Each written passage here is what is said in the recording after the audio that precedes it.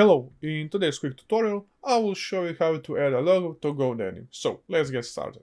When you are logged into your GoDaddy account, you will go to your website builder. When you are desired website, of course, you will click to your header logo up here, your website name. When you click on it, on the right side, you will get your website header logo tab.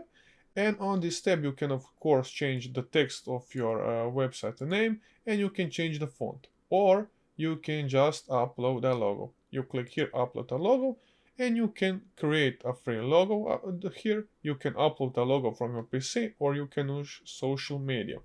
I recently created my logo for my G tutorials. I will click on this. I desire to put this picture, and I can of course edit it, delete it, download it, or just insert it.